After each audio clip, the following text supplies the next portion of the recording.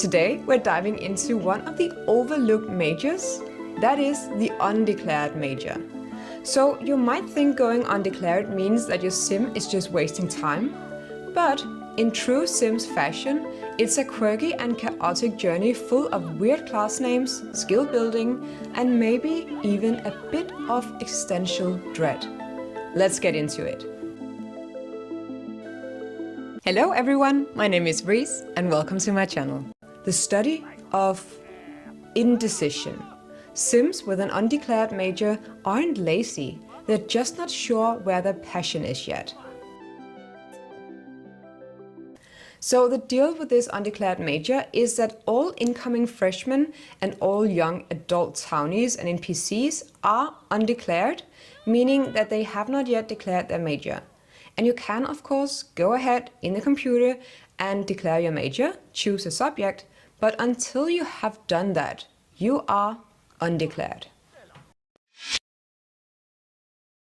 This is the freshman year, and the first class is called The World, a survey of everything that ever happened. So, this is quite a beginning, because on the surface a class name sounds like an ambitious introductory course, perhaps something that you might find at a real-world university, like a general education class in world history or global studies. But when you look closer, the title is clearly exaggerating to the point of absurdity, and that's exactly the point. Because in real-life universities, survey courses are designed to give a broad overview of a subject. Something like World History 101, where students might explore the rise and fall of civilizations, major cultural movements, or the development of human societies across centuries. These classes are often required for students who haven't yet chosen a specific path, which will help them explore the different fields before deciding on a major. But in The Sims 2, of course, it is an intentionally over-the-top title, poking fun at how ridiculously broad some of these introductory courses can feel, especially to students who are still trying to find their academic footing.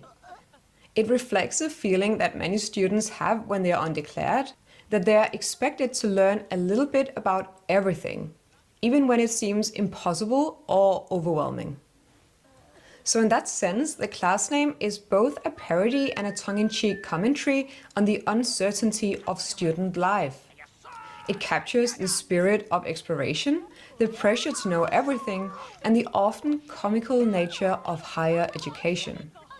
So in just one line, the game manages to say a lot, not just about school, but about how we sometimes pretend to make sense of a world that is far too big and complex to be contained in a single course title. So, phew, what a way to begin your university life. I would be sure to feel inferior. So, it's not exactly the most welcoming class name, and it almost has a Socratic nature to it, because after this first semester class, you'll know that you don't know. But if your Sims manage to get through the first class, the second class is called Academic Argument. Beyond, did not, did too. So of course the class name here is a clever take on the nature of academic discourse, again, especially as is introduced to new college students. And at first glance, the title sounds like a real course in critical thinking, like rhetorics or academic writing, which are subjects that are fundamental in many university programs. But the second half of the title, Beyond, did not, did too, reveals the joke, and it reminds us that our young adults just yesterday were teenagers. So this class title is a parody on the way formal argumentation is taught in academic settings. In early education, arguments are often simplistic and emotional. I mean, think of two children shouting, did not, did too, at each other without logic or evidence. So by referencing that childish back and forth, the game highlights the contrast between everyday bickering and structured academic reasoning. And here, of course, the course title suggests that this class is about moving students past that basic instinct to just disagree and, teach them to move towards a more thoughtful and evidence-based communication. And in a broader sense, this name is also poking fun at how intimidating or pretentious academic language can sound, especially when, at its core, it's just a more refined version of the same arguments that people might have every day. So it's a reminder that while academia teaches us to structure our thoughts more clearly and to support them with evidence, the fundamental impulse to argue, whether it's about politics, ideas, or even favorite movies, it all starts with that very human urge to say, I'm right, and here's why. And I think that this course references Aristotle, who's often considered the founder of both logic and rhetoric as formal disciplines, because in his works, particularly Rhetoric and Organon, he outlines how to construct persuasive and well-reasoned arguments. He identified 3 core elements of persuasive argumentation, and those are logos, the appeal to logic and reason, pathos, the appeal to emotion, and ethos, the appeal to the speaker's credibility or character. And Aristotle also developed the concept of syllogisms, which are logical structures that connect premises to reach a conclusion. And this laid the groundwork for deductive and inductive reasoning, which are still taught in logic and debate today. So once again, this class name captures the journey from impulsive disagreement to reasoned debate, while also gently mocking the idea that such a transformation can be achieved in just one college course. But again, I love that the undeclared courses here are so very broad and still has such depth.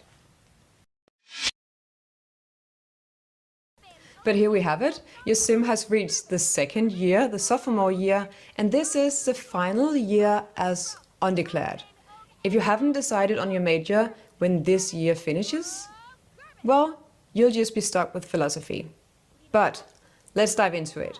The first class name is called Workshop, Writing More Goodly. Well, the class name is a parody of university writing courses because at first glance it sounds like a standard workshop designed to help students improve their academic writing, which is a common requirement for first-year students. But the phrase more goodly is deliberately incorrect. The grammatically proper form would be better. So the title itself contains exactly the kind of mistake that the class would presumably aim to fix. And at first glance, it seems logical that goodly could be the adverb form of good, the way that quick becomes quickly. But English doesn't form adverbs from adjectives in a perfectly regular way, especially with very common and old words like good. And here is why. It is because good is irregular. English has irregular forms for very common adjectives, so bad has regular form and becomes badly, but good is irregular and becomes well. So goodly is not the adverb form of good. And that's a joke if you didn't catch it already. And the irony is what makes the title so effective, because it pokes fun at both the seriousness of academic writing instruction and also the self-consciousness that many students might feel about their grammar and their writing skills. And in doing so, the game makes fun of the world of higher education, where students are often overwhelmed by rules and expectations, especially when it comes to writing correctly.